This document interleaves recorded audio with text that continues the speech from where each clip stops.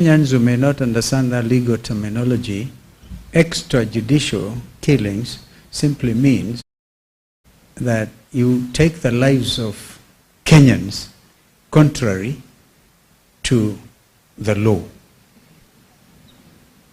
In this criminal law which establishes how somebody can be hanged.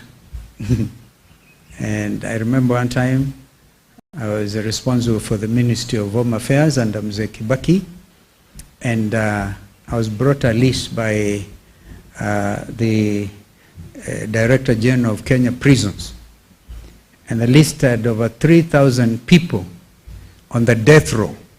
The death row ni wale wanangojea tu kunyongwa. You hang by the rope, the judge will say, hang by the rope until you are dead. Pronounced dead. Anybody who takes life other than in accordance with the law is actually committing a crime themselves.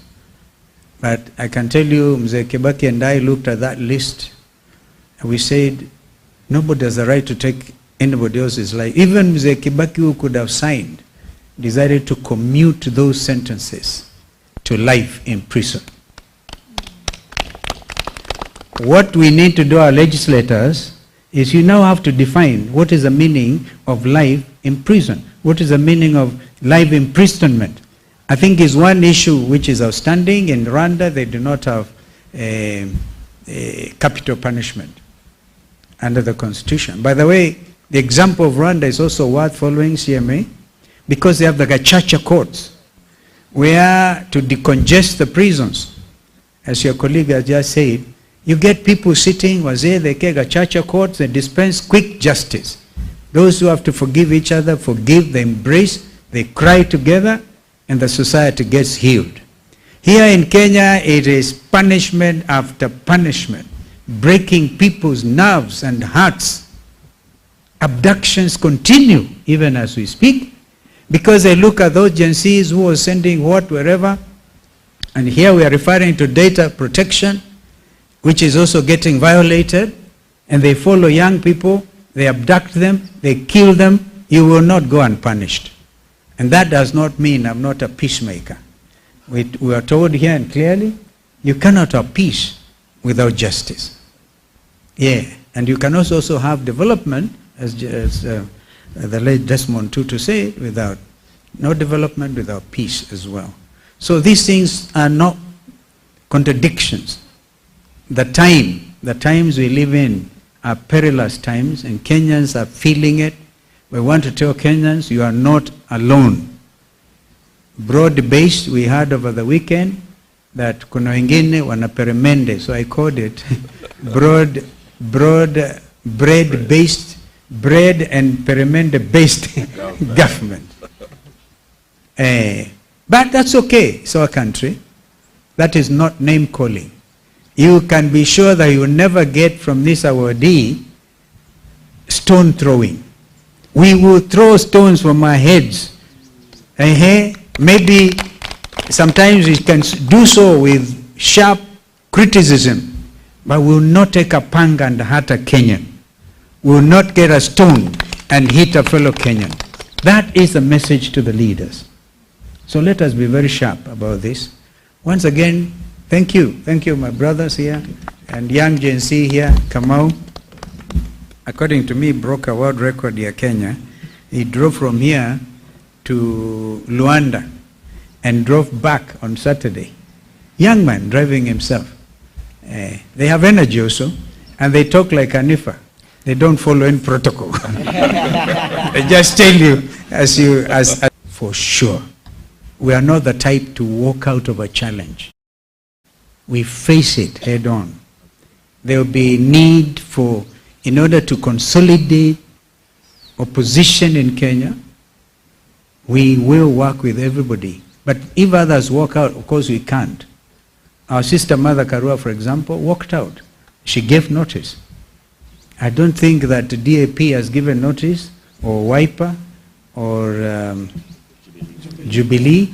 No. So, Chris, just report that nobody is walking out from this side and the ones who have given notice, and because we believe it is good.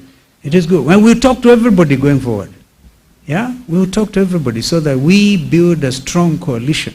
So when you talk about strengthening, actually, I think what I can tell you, a time is coming when we will ask everybody to validate their membership in Azimio and expand. Others come, others leave. Because Kenya Kwanza want to force everybody into one party, right? We want Kenyans to know there's space in our side of the coalition. Okay, the second question. I hope you have corrected your mind. Sure. Thank you. Okay, the second question. There seems to be a growing camaraderie between you and the former president regarding a Shadwa. This has led to some rumors and even speculation that I think politics is about speculations and rumors. So you just have to use your mind again to know camaraderie, the spirit of camaraderie. Even you, I want to buy you, or you buy me some coffee. I'm going to let kamongo. All right? People must be free to associate without, being insensitive. The time for hard talk is coming. Thank you. Sawa. Kuna ingine? Ya mwisho sasa. Melita.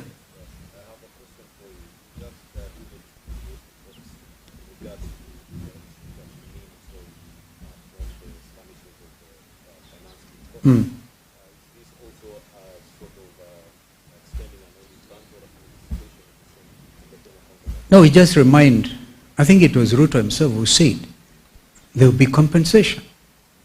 Kenyans are waiting. Or is it one of those usual, one of those usual, we'll keep on, and by the way, I don't think it's a matter sometimes of just being soft about it. This is deep. Kenyans are hurting. Their parents are waiting. There are still parents asking, where are our children? And you hear Inspector General of Police saying, these are not under police. Who else carries pingu? Kama yule jamaa amezikwa kule Siaya, juzi. Found abducted or something na pingu. Nani anabeba pingu? Yeah. We have evidence of young people who were arrested and dumped in the rivers, some in I think Moranga, Kware. The Kware issue, by the way. And here I want to make a very clear statement. If there is government still in place, can you go and clear Kware? Yani isafishe majeshi yende pale isafishe hapo na hapo mahali patengenezwe. So it's not enough to go and tell the world in Baku. Baku is the capital of Azerbaijan. Kwamba hey, we are cleaning the Nairobi River. Start with the quarry. And maybe there are still more bodies there in Kware. So we must stop this. I was going to use a term which is not mediation free. Thank you. Thank you. Hanifa, how are you?